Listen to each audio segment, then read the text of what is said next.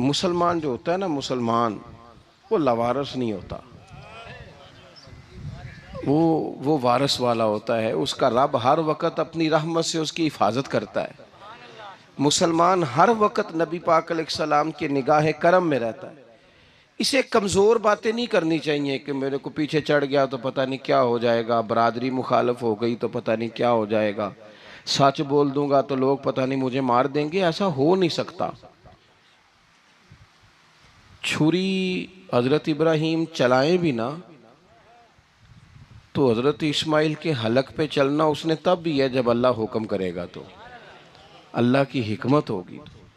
हिकमत इलाही होती है तो कोई काम होता है, वरना होता तो अपनी तबीयत में मजबूत ईमान, तवक्कुल, अल्लाह पे भरोसा, मजबूती अफकार की, कच्ची बातें नहीं। जो लोग कमज़ोर ज़हन रखते हैं सारी ज़िंदगी फैसला ही नहीं होता, कोई डरते रहते हैं, सहमे सहमे वक्त गुजारते हैं।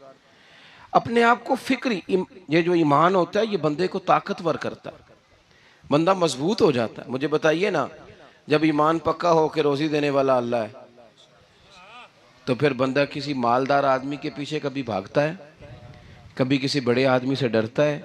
जब उसे पता हो कि इज़्ज़त और ज़िल्लत अल्लाह के दस्ते कुदरत में है, फिर वो सियासतें, साजिशें ये काम करता है। तो पहले तो मजबूती ईमान दरकार है हमारे बच्चों के अंदर, हमारे मिजाजों के अंदर। जब तक वो मजबूती ईमान, हज़रत मौला अली शेर खुदा करमल्लाहु ताला वजहुल करीम एक दफ़ा बड़े अलील हो गए थे, कमज़ोरी आ जाती है, बंदा बीमार हो जाता है। तो हमारे यहाँ बीमार लोग बाज़ौक़ात ऐसा जुमला बोलते हैं जो कुफर के ज़ुमरे में चला जाता है। आप परेशान ज़रूर हैं, तकलीफ़ में ज़रूर हैं, लेकिन आप बात वही करेंगे जो शरीयत इजाज़त देती है। हज़रत अली शेर खुदा शदीद अलील थे। एक सहाबी तीमारदारी करने गए तो हज़रत मौला अली का चेहरा देख के परेशान हो गए, कहने लगे आप तो बड़े सख्त अलील हैं, अल्लाह खैर करे, अल्लाह ताला आपको सेहत दे। तो हज़रत अली कहने लगे तो फ़िक्र न कर, मुझे इस बीमारी से कुछ भी नहीं होगा। ने कहा क्यों? फरमाने लगे मुझे नबी पाक अलैहिस्सलाम ने फरमाया था अली, उस वक्त दुनिया से जाओगे जब दाढ़ी खून से रंगीन हो जाएगी, तो इसका मतलब है मैं खंजर के वार के साथ शहीद किया जाऊंगा, मैं बीमारी से दुनिया में नहीं जाऊंगा, मैं ये बीमारी से मुझे कुछ भी नहीं होगा, अल्लाह मुझे शिफा दे देगा। चूंकि हुजूर ने फरमाया ते साडे नबी दी जुबान साडे वास्ते कुरान।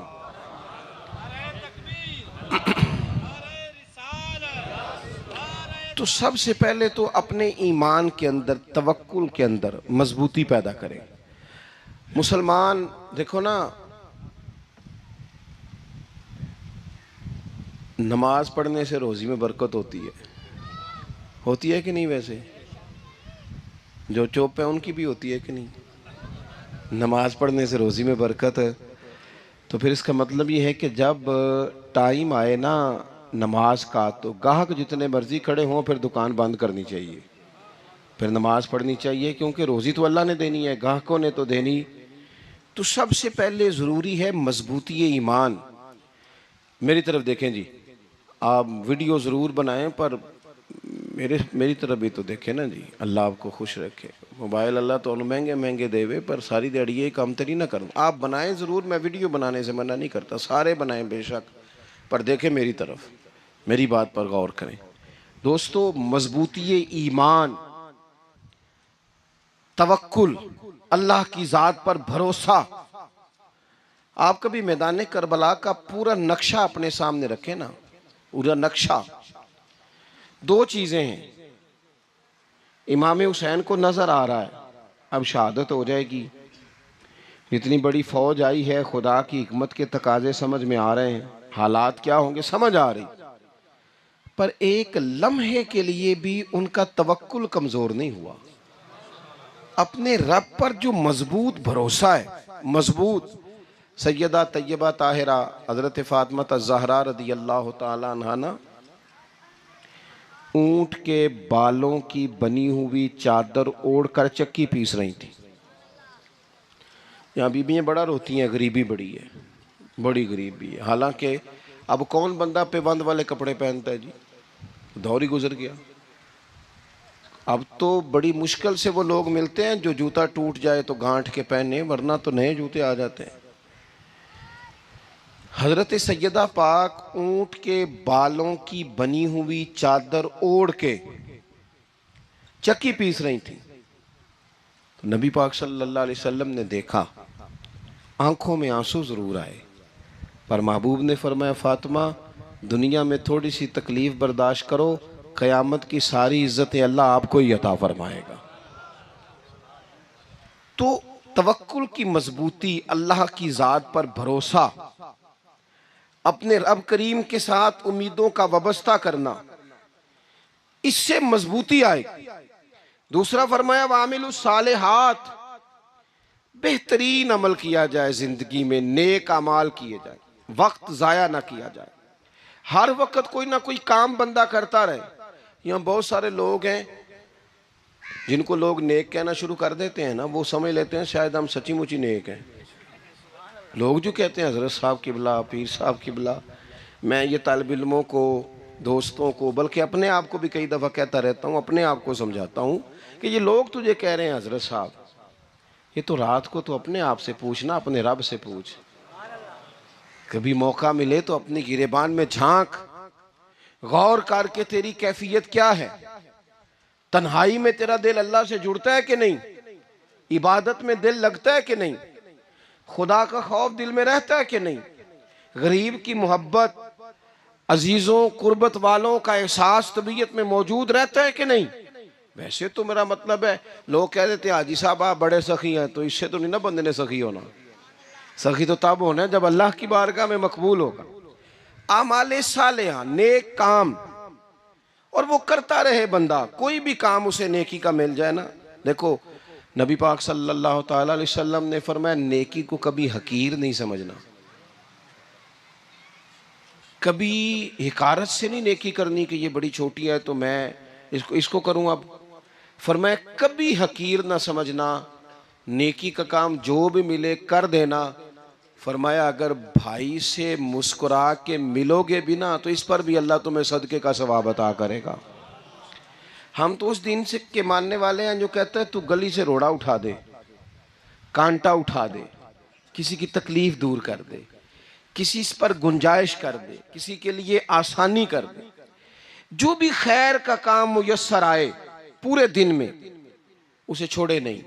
सुबह घर से निकले, वो एक सहाबी थे, गालिबन ताबी थे, तो बाजार जाते अपने गुलाम के साथ, तो सारा बाजार घूम के वापस आ गए। खादिम ने कहा जनाब को ना कोई खरीदा ना कुछ बेचा, तो आप सारा बाजार घूम के आ गए। फरमाने लगे तेरा क्या ख्याल है, मैंने कुछ भी नहीं किया। कहा जनाब फिर क्या किया है। फरमाने लगे तुमने देखा है जो बंदा भी गुजरा है मैंने उसको कहा अस्सलाम वालेकुम, तो कितनी को नेकियां मैं जमा करके आ गया हूँ। कोई खैर जो मुयस्सर आए, हम समझते हैं कि शायद कोई करोड़ को रुपया होगा तो पूरी मस्जिद बनाऊंगा तो फिर मैंने नेकी कर दी है। शायद जनाब मैं, हालांकि ये छोटे छोटे काम है ना, छोटे छोटे काम, इनसे तो इनकी तो ज्यादा जरूरत होती है, इनकी तो ज्यादा हाजत होती है। कोई आप रास्ते में गुजर रहे हैं तो नीचे कोई खड्डा बना हुआ है, तो उस पर हम क्या करते हैं, गाड़ी में बैठ के तबसरा करते हैं, ए रोड खोरे कदों बनना है भाई, ये खड्डा है ना, तो आप नीचे उतरे ना, तो आप धाबड़ा लें ना, कई पकड़े ना, ये तो 5 मिनट का काम है, यहाँ आसानी कर देना, आप इसमें गुंजाइश कर दें। हुजूर सैयद आलम अलैहिस्सलाम ने फरमाया, इमाम राजी ने हदीस लिखी है, क़यामत के दिन एक बंदे को अल्लाह माफ़ करेगा तो मालिक, वो बंदा अर्ज़ करेगा या अल्लाह मैं तो बड़ा गुनहगार हूँ, किस वजह से माफ़ी हुई। फरमाया रात के वक़्त तू गुज़र रहा था, तेरे पैर से रोड़ा टकराया था, तूने उठाया इधर उधर देख के कि कोई अल्लाह के किसी बंदे को तकलीफ़ ना हो जाए। का मालिक हो वो तो मैंने ज़माना बीत गया, कोई इतनी बड़ी बात भी नहीं समझी। तो रब करीम ने फरमाया तो रात के अंधेरों में भी मेरे बंदों का ख्याल रखता था, तो मैं तेरा ख्याल ना करूं। कोई अमल हमारे यहाँ लोग कोई काम नहीं करते, बिल्कुल नहीं, कोई काम नहीं, ना बड़े ना छोटे ना समझदार ना अनपढ़, कुछ भी नहीं। नशिस्तन गुफ्तन बरखास्तन, बैठो राज के गप्पे मारो, तबसरे करो, फलाना कुछ नहीं कर रहा, फलाना कुछ नहीं कर रहा, उसके बाद उठ के चले जाओ। कुछ करें, वामिलुस सालिहात, नेकियां जमा करें जिंदगी में, खजाना बनाएं, खजाना, अपनी ड्यूटियां अपनी जिम्मेदारियां पूरी करें, हर वक्त काम, हर वक्त जिम्मेदारी, हर वक्त ड्यूटी।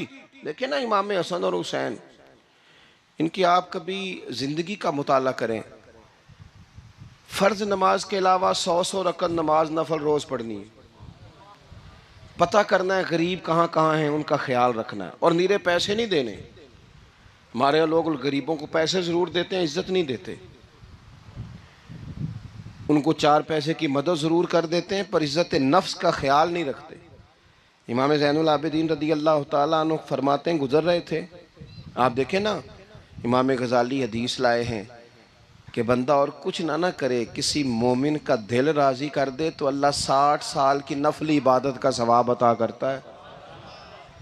दिल बदस्तावर के हज अकबर अस्त, अज हज़ारा का यक दिल बेहतर अस्त। किसी का दिल खुश कर देना, उसको राहत दे देना, उसको करार दे देना, उसके लिए कोई ऐसा सामान कर देना कि बंदा मुतमईन हो जाए, सुकून हो जाए। ये हमारे यहाँ जो लोग होते हैं ना, सरकारी मुलाजिमीन, ड्यूटियों वाले, इनकी तबीयतों में तलखी होती है। ये अगर सिर्फ प्यार करने लग जाए ना, मैं कुछ मेडिकल से वाबस्ता लोग मेरे अहबाब में से हैं, तो मैं उनसे कहता हूँ कि शिफा तो अल्लाह ने देनी है, चलो तुम दवाई तो हंस के दिया करो ना, तुम आने वाले की बात तो तवज्जो से सुनो। वो बेचारा अपनी बात, हमारे एक बुजुर्ग थे तो तावीज़ लिखा करते थे, बड़े आलिम थे। मुझे कुछ थोड़ी सी ना मेरे दिल में उनके बारे में खफगी रहती थी कि आप इतने बड़े आलिम हैं, आप किताब लिखें, आप तवीज़ लिख रहे हैं, और फिर लोगों ने कमाई करनी होती है, आप तो मुफ्त देते हैं सारा कुछ। इतनी लंबी ड्यूटी, सारा दिन बैठे रहते हैं आप और लिखते तवीज़ हैं, पढ़ाएं आप। मैंने एक दिन उनसे गुजारिश की, मैंने कहा शेख आप बड़े आदमी हैं, जिन लोगों को अल्लाह ने रसूख फिल इल्म अता फरमाया होता है उनमें से आप हैं। अल्लाह ने आपको पुख्तगी दी है, इल्म में शौरी आलिम में, आप सारा दिन तावीज़। फरमाने लगे यार मैं तावीज़ नहीं लिखता, असल मसला ये है कि जो तावीज़ लेने आता है वो अपना सारा दुख सुनाता है,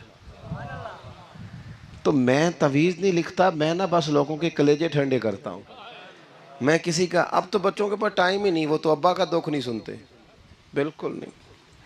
वो तो ढूंढते हैं कोई कोना मिले तो जाके मोबाइल देखें, वो तो बैठते ही नहीं। अम्मा कह रही होती है कि पुत्र को 10 मिनट मेरे पास भी बैठा कर, लेकिन पुत्र मसरूफ़ बड़ा है, वीडियो चढ़ानी है उसने, टिकटॉक बनाना है उसने नई तस्वीर चढ़ानी है।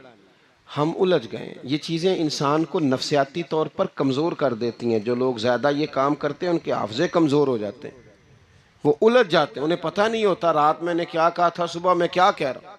हर वक्त नहीं, ज़रूरत के वक्त, हर टाइम नहीं, मखसूस औकात में। हज़रत इमाम ज़ैनुल आबिदीन रदी अल्लाह ताला अन्हु फरमाने लगे, हम गुजर रहे थे, इमाम हुसैन साथ थे, तो रस्ते में ना कुछ गुरबा, गरीब लोग बैठ के खाना खा रहे थे। कहते हमारी उन पर नज़र पड़ी तो उन्होंने हज़रत इमाम हुसैन रदी अल्लाह ताला उनसे कहा, हुजूर आइए तशरीफ़ लाइए, खाना खाइए। वो ज़रूरी नहीं होता आपको सबका खाना पसंद ही आए, टेस्ट अपने अपने होते हैं, ये ज़रूरी तो नहीं। खाना पसंद ना भी आए तो दिल तो फिर भी राज़ी रखना चाहिए ना। कुर्बान जाएं, नबी पाक ने किस तरह हमारी तरबियत की। हज़रत आयशा सिद्दीक़ा रदी अल्लाह ताला अन्हा फरमाती हैं, करीम महबूब का मैंने ये तरीक़ा देखा कि अगर खाना ना पसंद होता तो छोड़ देते, पर कभी उसमें से नुक्स ना निकालते, ऐब जो ही ना करते। गर्मी के मौसम में खड़ी है बेचारी खातून, और कितनी मुशक्क़त से उसने खाना बनाया, और कितनी गर्मी सही है चूल्हे के सामने, लेकिन साहब वो खाना रखा है तो वो कहते हैं ये तू की पकाया है, वो खाने वाली चीज़ है भाई, इस तरह करना, अब जो अगली हंडी है वो तू पका, आ ना तू खड़ा हो। ये पता चले ये काम कितनी मुशक्क़त का है। ज़िंदगी में कुछ थोड़ा सा दूसरों का ख्याल रखना, ये भी तो दीन का हिस्सा है ना। आप अपनी ज़िंदगी में हमेशा अपने लिए सोचें, किसी और का सोचें ही ना। तो मेरे अजीज़ याद रखेंगे आप, इमाम ज़ैनुल आबिदीन कहते हैं नबी पाक सल्लल्लाहु ताला अलैहि वसल्लम ने ना हज़रत इमाम अली मकाम की, इमाम हसन और हुसैन की इस तरह से कुछ तरबियत फरमाई थी कि गरीब परवरी उनके अंदर रच बस गई थी, मिजाज बन गया था। वो गुरबा बैठे थे दस्तरखान बिछाए सड़क के किनारे, तो इमाम हुसैन गुजरे तो उन्होंने आवाज़ दी। इमाम साहब रोक गए, कहने लगे हुजूर थोड़ी रोटी नहीं खा लेते हमारे साथ? तो इमाम साहब आ गए, नीचे बैठ गए गरीबों के साथ।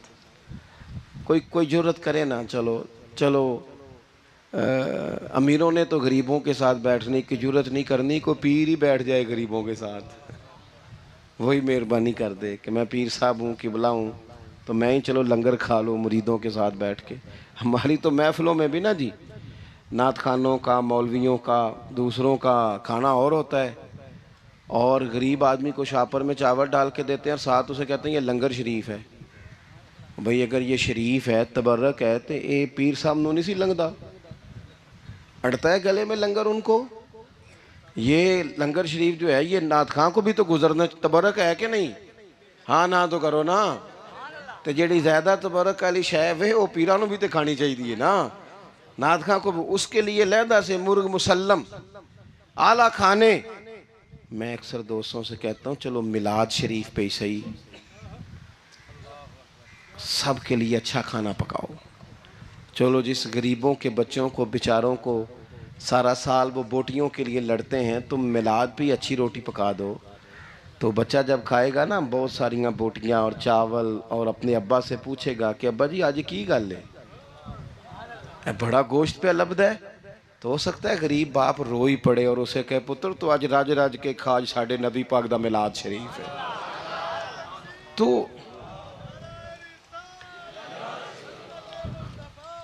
तो इमाम हुसैन रदी अल्लाह ताला अन्हु ना आके गरीबों के बीच बैठ गए जमीन पे। उन्होंने कहा खाइए। तो वो जिस तरह वो खा रहे थे ना सादे बर्तनों में, सादे, इमाम हुसैन खाना खाने लग गए। मैंने कहा खैर का काम कोई भी मिले उसे ज़ाया, चलो और कुछ नहीं कर सकते थे, किसी को सड़क ही पार करा देना बीना को, चलो और कुछ नहीं कर सकते, तो आपको पता है कि सामने वाला बोझ लेके गुजर रहा है, आप थोड़ा सा हट जाएं रोड से, उसे गुजर लेने दें। कोई तो काम ज़िंदगी में, कोई इरादा तो खैर का बंदा करे। इमाम हुसैन बैठ गए, उनके साथ रोटी खाई। थोड़ी देर के बाद इजाज़त ली, फरमाया जाऊं? कहने लगे हुजूर और खाइए। फरमाने लगे मैं तो अभी रोटी खा के आया था और आज तक ऐसा नहीं हुआ कि दोबारा खाना खाऊं। एक लुकमे की भूख नहीं थी, जितना भी खाया है ना ये तुम्हारा दिल खुश करने के लिए खाया है।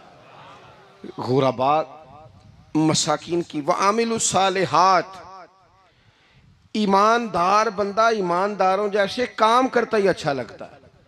25-25 हज किया इमाम हसन और हुसैन ने मदीने से मक्के पैदल जाके। कितने बोलिए? मैं कहता हूँ चलो हम बाजमात नमाज ही पढ़ लिया करें।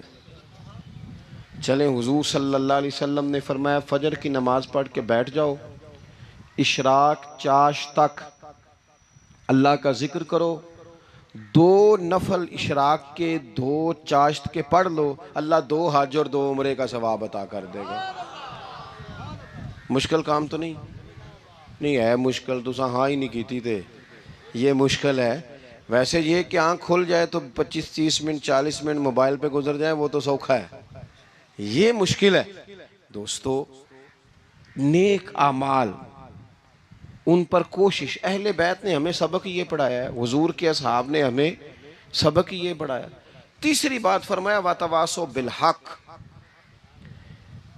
सिर्फ ये नहीं कि तुम नमाज पढ़ के तो बैठ जाओ, तुमने ना बेनमाजी को नमाज की दावत भी देनी है। मजलूम पर जुल्म होता रहे और कोने में चुप करके बैठे नहीं रहना, बल्कि अगर हाथ पकड़ा जा सकता है तो जालिम का हाथ पकड़ना है। नबी पाक अलैहिस्सलातु वस्सलाम ने फरमाया अपने भाई की मदद करो चाहे वो जालिम हो या मजलूम हो। भाई की मदद करो चाहे जालिम हो या मजलूम हो। तो सहाबा ने अर्ज़ की या रसूल अल्लाह सल्लल्लाहु तआला अलैहि वसल्लम ये मजलूम की मदद तो समझ में आती है, ये जालिम की मदद कैसे करें? नहीं समझ आ रही है आपको बात की? या रसूल अल्लाह सल्लल्लाहु तआला अलैहि वसल्लम मजलूम के साथ खड़ा होना तो हमारी अकल में आ गया, तो जालिम की मदद कैसे करनी है? तो नबी पाक सल्लल्लाहु तआला अलैहि वसल्लम ने फरमाया जालिम को जुल्म करने से रोक दो, तुमने उसकी मदद कर दी। उसे बाज करो। लेकिन हम तो इतनी जुर्रत ही नहीं रखते बदी को बदी कहने की, इतनी ताकत ही नहीं होती। झूठ को झूठ कहने की हिम्मत, हमारे घर में सारा कुछ हो रहा होता है, हमें पता होता है कि फलां जगह पे हमारा कबीला, हमारी बरादरी गलत है, पर इतनी जुर्रत करते। हम सच बोलते ज़रूर हैं पर दूसरों के बारे में, अपने बारे में सच बोलने को तैयार नहीं होते। जुर्रत का मुजाहरा करें ज़िंदगी में, हक को हक कहना सीखें, गलत को गलत कहना सीखें, झूठ को झूठ कहें, बदी को बदी कहें, सच्चाई का साथ दें हमेशा। हमने जब तक देखो ना, जुल्म होता रहे, ज्यादती होती रहे, अपना दरवाजा अंदर से बंद कर लो, पुत्र बाहर ना जाना। क्यों जी? बाहर उस पे जुल्म हो रहा है, उनके घर आग लगी है, को हमारे घर तो नहीं ना लगी। याद रखना, पड़ोसियों की आग ना बुझाओगे तो अपने घर भी आ जाएगी। अगर मजलूम का हाथ नहीं पकड़ोगे तो जालिम दलेर हो जाएगा। और हमारे जितने भी बुजुर्ग गुजरे, उन्होंने जालिमों को जालिम कहा। इमाम अहमद बिन हंबल ने जेल काटी, इमाम आजम अबू हनीफा ने जेल काटी। आजकल लोग कहते हैं मौलाना साहब आपने ना जनाब गलत को गलत नहीं कहना, सियासत की बात नहीं करनी। क्यों जी? किस लिए नहीं करनी? सियासत तो तदबीर का नाम है। बनु इसराइल में जितनी भी तदबीर होती थी वो सारे अंबिया किया करते थे। क्यों ना बात करें? ये जिन कुर्सियों पे आज तुमने जालिमों जाबिरों को बिठाया, ये कुर्सी तो हजरत अबू बकर सिद्दीक जैसे लोगों की है, ये तो हजरत उमर जैसे लोगों की सीट है, हजरत उस्मान गनी जैसे लोगों का काम है, मौला अली जैसे लोगों का काम है। गलत जगहों पे गलत लोग बिठा दिए और फिर झूठे को झूठा भी ना कहे, जालिम को जालिम भी ना कहे। हमसे ना रकम होंगे कसीदे यजीद के, क्योंकि हम लोग तो हुसैन के सीरत निगार हैं।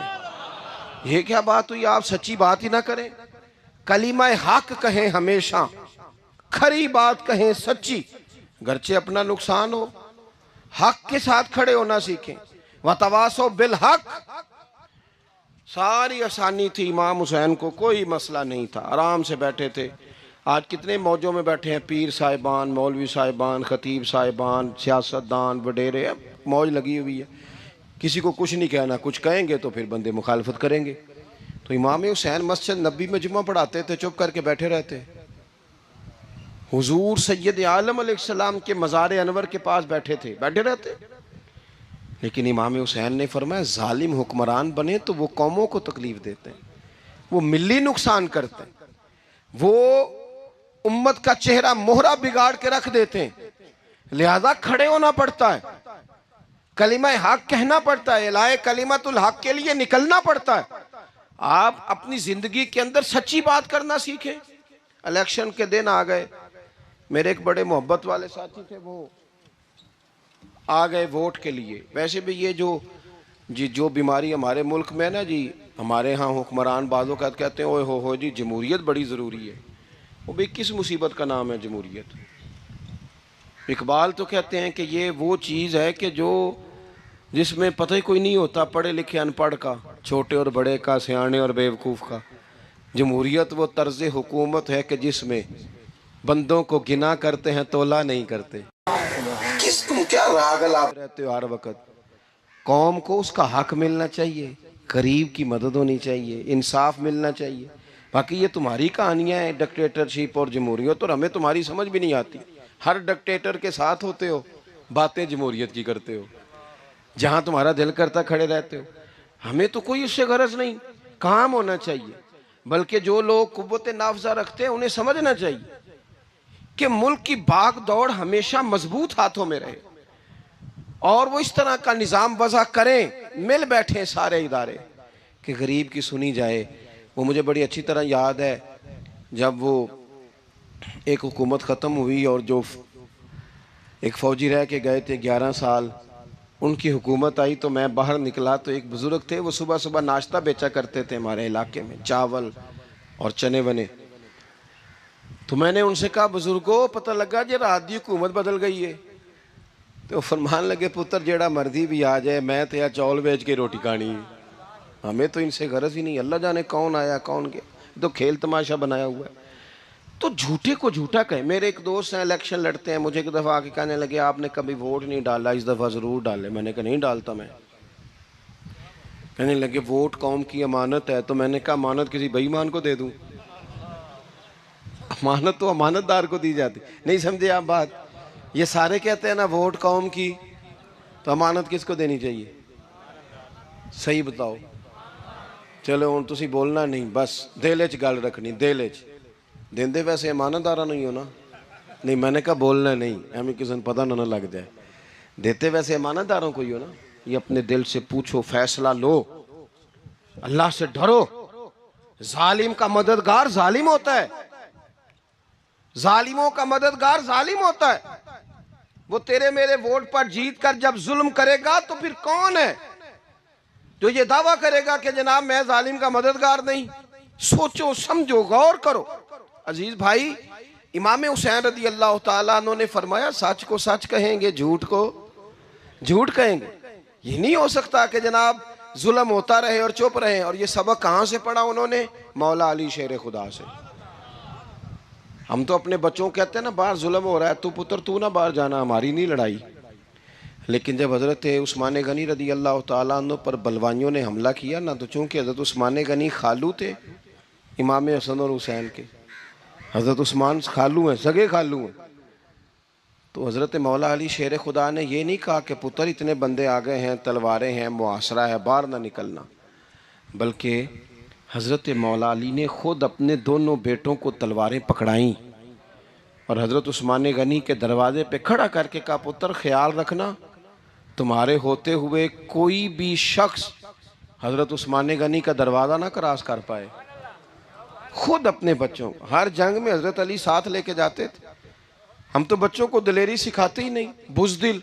और कुछ हमें बाबे मिल गए, वो कहते मुंडे नूं साया है। मैं क्या बाबे नूं आप साया है, इनू भी करो दम कराओ, इसको नजरी साया आता है। कैसे नादानों से पाला पड़ गया। क्या होता है वो साया? अच्छे भले सियाने नौजवान बत्ती बंद करके अंदर लेटा हुआ बच्चा है, बाबे नूं बाबा कह गया इनू साया है। बाबा केड़ा कह गया जेड़ा बाहर रोटी लैन आया सी? भी एडी पहुंची सरकार होंदी तो टुकर ही घर खा लेंदी। लोगों के किस्मत का हाल बताता है, अपनी इतनी खराब है कि मांगता फिरता है। क्या मजाक बनाया हमने अपने साथ। थोड़े समझदार हो जाए, हर बंदे की बात का असर कबूल ना किया करें। मोमिन के पास ताकतें होती हैं, जो जिधर लगाता है चुप करके लग जाते हो। इन्नल्लज़ीना क़ालू रब्बुनल्लाहु सुम्मा इस्तक़ामू ततनज़्ज़लु अलैहिमुल मलाइका। अल्लाह कहता है तू डटना सीख, रब का नाम लेके डट जा, रब तेरी मदद के लिए फरिश्ते भी नाज़िल कर देगा। कहीं खड़े होना सीखे, जिसका जो मन आता है वो तबाही करके गुजर जाता है, बिल्कुल कतन नहीं। तो इमाम हुसैन ने सही को सही कहा, गलत को गलत कहा, और डट के कहा, और पूरे वसूख से कहा, और पूरी वो हजरत इमाम अबू मालिक खड़े थे ना, तो ये बादशाह बड़ी बड़ी गलत बातें भी करते हैं। अच्छा चले सही बताएं आप, मैं आपको अपनी बात बताता हूँ। कई दफ़ा ऐसे होता है, कई दफ़ा के बात कोई हो जाती है, कर लेते हैं, तो कोई साथी तवज्जो दिलाता है कि आप तो बोलते बोलते ये कह गए, तो एहसास होता है ओहो यार गलती हो गई, हो जाता है। बड़े बड़े जो मुहद्दिसीन थे, बड़े बड़े लोग, उन्होंने कहा यार हमारी ये राय थी, फिर उसके बाद हमें ये पता चल गया, अब हमारी राय बदल गई है। इसको रुजू करना कहते हैं। बड़े बड़े लोगों ने कर लिया। लेकिन हमारी सियासी जमातों का हाल ये है कि उनके किसी कारकुन से पूछे ना तुम्हारे लीडर ने कभी गलती की है, तो किया ने क्यों? माज़अल्लाह ये फरिश्ते क्या है, ये गलती नहीं कर सकते। अगर बड़े बड़े लोग कहते हैं यार यहाँ हम भूल गए थे, ताकि सहाबाए किराम अलैहिम रिदवान अपनी राय से रुजू करते। यहाँ क्या हाल हो गया, किस चक्कर में हम पड़ गए? जमातों को बुत ना बनाओ, वो जमाते रहने दो, अगरचे बुत हैं जमात की आस्तीनों में, पर मुझे हुक्म अज़ां ला इलाहा इल्लल्लाह। तो सच को सच, झूठ को झूठ। हजरत इमाम अबू मालिक खड़े थे, तो हारून रशीद बादशाह था। कुछ बड़े खुश आमदी लोग होते हैं, नहीं जी नहीं सरकार आपकी तो क्या बात है, क्यों जी इतनी तारीफें क्यों कर रहे हो? कहते हैं इसने खर्चा किया, मस्जिद बनवा के दी है, ये जनाब चंदे देता है। वो खुदा के बंदो, चंदा देने का मतलब ये जो मर्जी कह जाए। हजरत इमाम मालिक हारून रशीद के बड़े बादशाह के दरबार में खड़े थे, किसी बड़े के, हारून रशीद था या कोई और था, तो तो वो ना मक्खी बार बार बादशाह को तंग करती। मक्खी कई दफा नहीं काबू आती, 3-4 बंदे भी लग जाए तो नहीं काबू आती, पकड़ी नहीं जाती, मक्खी जो हुई। वो मक्खी बड़ा तंग कर रही थी, तो उसने ना गलत जुमला कह दिया, गलत कहने लगा माज अल्लाह सुम्मा माज अल्लाह नकले कुफर कुफर ना बाशर। कहने लगा इमाम मालिक से क्या जरूरत थी अल्लाह ताला को ये मक्खी क्यों बनाई? अल्लाह की तख्लीक पर एतराज कर रहा है माज। अब खुशामदी को बंदा होता तो कहता जी वो मसला ये है जी, वो असल बात ये है जी, आप बैठें जी, ठंडे दिमाग से समझाता हूँ। लेकिन वो नशे में चूर है ना, तख्त पे बैठा है, सख्त बात कर दी कि क्यों बनाई मक्खी। तो इमाम साहब उठ के खड़े हो गए, हाथ में छड़ी पकड़ी थी, जोर से जमीन पे मारी, फरमाने लगे ये मक्खी ना अल्लाह ने तेरे जैसे लोगों का गुरूर तोड़ने के लिए बनाई है कि संभाली तो तुमसे मक्खी भी नहीं जाती, तो दावे बड़े करते हो कि तेरे जैसे बंदों का गुरूर तोड़ने को बनाई है। चुप कर गया, कहने लगा हुजूर गलती हो गई थी, आइंदा नहीं करूँगा। तो आप जब झूठ को झूठ कहते हैं और सच को सच कहते हैं, हक की तारीफ करते हैं, बातिल को बयान करते हैं, फिर लोग मुखालफत करते हैं। अब जब लोग मुखालफत करेंगे फिर तकलीफ आएगी, और तकलीफें बड़ी सोहनी होती हैं। जब तकलीफ आए तो रब कहता है वातवासो बिस्सब्र, अब एक दूसरे को सब्र की नसीहत करो। ये जब दुख आते हैं ना, दुख बंदे को नरम कर देते हैं, बीमारी नफसानी ख्वाहिशात को ख़त्म कर देती है। बीमार बंदा, उसका किसी गलती की तरफ ध्यान ही नहीं जाता, वो पूरा जुड़ जाता है अपने रब से, उसके अंदर से नफसानी ख्वाहिशात ख़त्म हो जाती हैं। जब आप दुखी होते हैं ना, फिर कोई सजदे का मज़ा आता है, फिर कोई दुआ में लुत्फ़ आता है, फिर कोई रब से दिल लगाने में मज़ा आता है, फिर दिल करता है कि कोई बंदा मौजूद ना हो, मैं अकेला हूँ मस्जिद में, रज के याद करूँ अपने मालिक को। जब आप सब्र करते हैं, कुरान पाक में ना कमोबेश कोई 99 के करीब 90 से ज़्यादा मरतबा सब्र का जिक्र है, और मुहद्दिसीन ने तसरीह की है कि कोई 500 के लगभग हदीस पाक में सब्र का जिक्र है। हौसले से, सब्र से, वतवासो बिस्सब्र, सब्र बंदा करके दिखाए, उसके अंदर हौसला हो, दलेरी हो। हम ना जल्दबाज हो जाते हैं, बाद बुजुर्ग भी नाराज ना हो तो वो भी बड़े जल्दबाज, फटाफट काम होना चाहिए, बाज बच्चे भी, बाज जनाब सियाने लोग, बड़ी जल्दी है। बंदे ने रोज़ा रखा हुआ ना गर्मियों का, तो असर के वक़्त अगर वो बड़ा सौड़ा पड़ जाए ना तो रोज़ा फिर खुल जाता है। बोलिए, बड़ी जल्दी है जी, बड़ी टेंशन है जी, बड़ा लग रहा है, तो खुल जाएगा ये कहने से। उसने कब खुलना है? बोलिए, आपको तकलीफ़ हो गई, आपको खुदा न खास्ता डॉक्टर ने कहा छोटा सा ऑपरेट करना है आपका, शाम को ठीक हो जाएंगे जी? तो जल्दी बड़ी है, दर्द बड़ी हो रही, जल्दी करें डॉक्टर साहब। तो डॉक्टर कहता है पहले खून टेस्ट करा, फिर ब्लड प्रेशर अपना चेक करा, फिर शुगर चेक करा, परसों रिपोर्ट आएगी, फिर शाम को लेके आना, फिर टाइम दूंगा, फिर टाइम देगा, फिर ऑपरेट करेगा, फिर दवाइयाँ लिखेगा, फिर आपको आराम का मशवरा देगा, फिर 2-3 माह लगेंगे, फिर तबीयत पूरी तरह। तो करना क्या पड़ेगा? सब्र। क्या करना पड़ेगा? सब्र। सब्र जिंदगी में ज़रूरी है। अगर सब्र नहीं तो फिर कोई काम भी, अपने मिजाज में हौसला लाएं, हिल्म हो, बुर्दबारी हो, सब्र हो, तहम्मुल हो। इमाम अली मकाम रदी अल्लाह ताला अन्हु को आप देख लें, मैदान करबला पूरा पढ़ लें आप, पूरी तारीख रिवायात खंगाल के देख लें। सामने तलवारें थीं यजीद के लश्कर के पास, इमाम के पास हौसला था। वहाँ जुल्म जबर हो रहा था, यहाँ हौसला, हिलम, बुर्दबारी, आला ज़र्फ़ी, करम। दोस्तों, जब सब्र और तलवारें आपस में टकराई ना, सब्र और तलवारें, तो तलवारें हार गईं, सब्र जीत गया। सब्र हमेशा जीत जाया करता है। बाज़ों का थोड़ा टाइम लग जाता है, थोड़ा सा वक्त, कुछ चीज़ों की लोगों को फ़ौरन समझ नहीं आती, टाइम गुजरने के वो काफ़ी देर के बाद एहसास होता है, ओहो वो तो ठीक था, एहसास। लेकिन आप ज़िंदगी में थोड़ा तहम्मुल, थोड़ी बुर्दबारी, आप यकीन करें, हम जब लड़ाइयाँ करते हैं ना, किसी से बहस करते हैं कुछ ऐसी बातें कर जाते हैं कि बाद में हमें एहसास होता है यार ज़्यादा सख्त बात हो गई। मानते नहीं, लेकिन बाज़ों का ख्याल होता है यार ओहो ये नहीं कहना चाहिए था, लेकिन वो बात गुस्से में निकल जाती है, सब्र होता नहीं, फिर वो ख़राबी होती है। अपनी ज़िंदगी में सब्र, ये थोड़ी बहुत जो तकलीफ़ें आती हैं ना, मैं गया हुआ था सिंध के सफ़र पर, तो मोटरवे से, सखर से मोटरवे लाहौर आता है, अब सफ़र आसान हो गया। तो मैंने अपने ड्राइवर से कहा लो मियाँ अब सहूलत हो गई तुम्हें, अब तो सारा मोटरवे लाहौर तक आसान हो गया। तो मुझे कहने लगा नहीं हज़रत साहब ये मुश्किल है। मैंने कहा जी क्यों? कहने लगे नींद आने लग जाती है। बिल्कुल सीधी सड़क है ना, अगर कोई स्पीड ब्रेकर हो, कोई रक्शे वाला भी आए, कोई रेहड़ी वाला चाचा नाराज़ भी हो कि वेख के नहीं चलाई जाती, तो बंदा थोड़ा जागता रहता है, थोड़ा ना वो। तो ज़िंदगी में जो रुकावटें आती हैं ना, ये तो बंदे को जगाने के लिए आती। इन्ना मअल उसरी युसरन, इन्ना मअल उसरी युसरा। एक दफ़ा अगर मुश्किल आए तो अल्लाह दो आसानियाँ देता है। हम ना घबरा जाते हैं।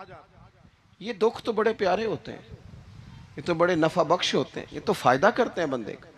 तकलीफ़ें जैसे जैसे ज़िंदगी में आती हैं बंदा पालिश होता जाता है। जैसे जैसे मैं अक्सर दोस्तों से कहता हूँ, कभी मुश्किल आ जाए और कोई बंदा साथ ना बंदे के चले, ना रिश्तेदार चले, ना दोस्त चले, ना गली मोहल्ला कोई साथ ना चले, तो हम शिकवे करते हैं। हालांकि शिकवे नहीं करने चाहिए। अगर ये साथ ना कोई भी चले तो बंदे को अकेले लड़ने का हौसला नसीब हो जाता है, उसे फिर हिम्मत मिल जाती है कि ये सफ़र मैंने अकेले तय करना है। तो इमाम अली मकाम की ज़िंदगी, ये सारी चीज़ें इनको मुलाहिज़ा करेंगे तो चार बातें खुल के सामने आएंगी। पुख्तगी ईमान की, शौक़ अमाले सालेहा का, बात करनी है तो हमेशा हक़ की करनी है, सामने कोई भी हो कभी झूठ का साथ, और चौथी बात ये कि सब्र, तहम्मुल, हौसला। मैंने कुरान मजीद एक जगह से और तिलावत किया था, वो भी थोड़ी सी बात आपसे अर्ज़ करनी है, फिर मैं बात ख़त्म करने लगा हूँ। ये जो हुजूर के सहाबा और अहले बैत है ना, इनका आपस में बड़ा गहरा रिश्ता है, बड़ा खूब प्यार है इनका। कुछ लोगों की ना दुकान तब चलती है जब वो इनका इख्तलाफ साबित करें, दुकानें तब चलती हैं। क्योंकि नबी पाक सल्लल्लाहु अलैहि वसल्लम ने फरमाया शैतान मायूस हो गया है, अब वो लोगों से बुत परस्ती नहीं करा सकेगा लेकिन तुम्हें लड़ाएगा। तो ये माज़अल्लाह इतने ज़ालिम है कि सहाबा और अहले बैत को लड़ा देते। खुदा के बंदो, तुम्हें पता ही नहीं तुम किन की बात कर रहे हो। पहले अपनी हैसियत देखो, ये लोग कितनी शानों वाले हैं, तुम किन का तज़किरा कर रहे हो। इनके तो नाम लेते वक्त कई दफ़ा डर आता है कि ज़ुबानें भी इस काबिल हैं कि नहीं। कुरान मजीद ने कहा मुहम्मदुर रसूलुल्लाह, मुहम्मद सल्लल्लाहु अलैहि वसल्लम अल्लाह के रसूल हैं, वल्लज़ीना माहू, और जो उनके साथ हैं। ये कुरान पाक के दो जुमले हमेशा याद रखें, तारीख़ रखें संभाल के लोग अपने पास। कुरान पाक ने दो बातें की, फरमाया अशिद्दाउ अलल कुफ़ार, ये जो हुजूर के साथ हैं ये काफिरों पर सख्त हैं, रुहमाउ बैनहुम, आपस में बड़े मेहरबान हैं। तो जब अल्लाह कहता है आपस में मेहरबान है, नहीं समझ आई बात की आपको? अल्लाह कहता है कि आपस में, बोलिए, तो फिर अल्लाह की बात माननी है या किसी लड़ाने वाले की बात माननी है? अल्लाह कहता है ये आपस में। बाकी है राय का इख्तलाफ, तो बाप बेटे का भी हो जाता है, होता है कि नहीं। अब्बा कहता है ये काम कर लें, पुत्र कहता है। हुजूर सहाबा से मशवरा लेते थे, कई दफ़ा नबी पाक ने सहाबा की राय पे अमल किया, तो सहाबा में बहुत सारे मामलात इज्तिहादी हुए, लेकिन उनमें अदावत नहीं थी, ज़ाती रंजिशें नहीं थी, बुग़्ज़ नहीं था, उनके दिल एक दूसरे के हक़ में नरम थे। लिहाजा शरारत जल्दी कबूल करता है बंदे का दिमाग, शरारतें ना कबूल करें। कोशिश करें कि जो इन लोगों की तारीफ़ किताब व सुन्नत में हमारे सामने आती है, हम सिर्फ़ उसी तारीफ़ पर अमल करें।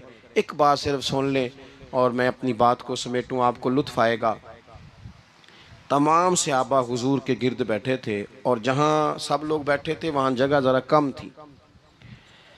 हज़रत सय्यदना अबू बकर सिद्दीक़ रज़ी अल्लाह ताला अन्हु बिल्कुल हुजूर के साथ बैठे थे, वो आज भी बिल्कुल ही हुजूर के साथ हैं। क्या मुकद्दर हैं सिद्दीक़ व फ़ारूक के, जिनके घर रहमतों के ख़ज़ीने में बिल्कुल साथ बैठे थे। अचानक हजरत मौला अली शेर खुदा आ गए।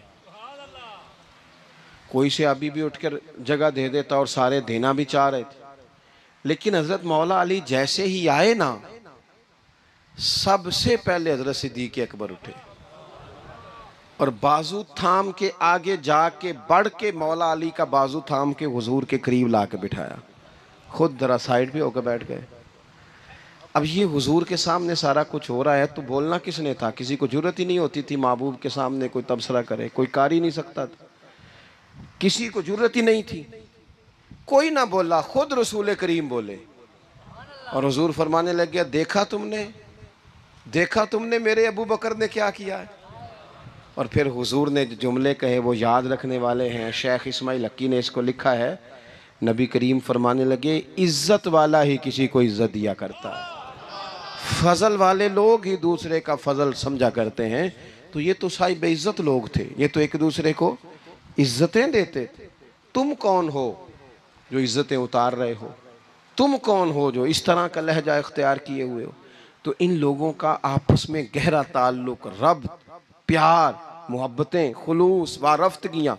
तो कभी भी किसी ऐसे शख्स के चक्कर में ना आए जो हमें इन लोगों से लड़ाने की सही करे।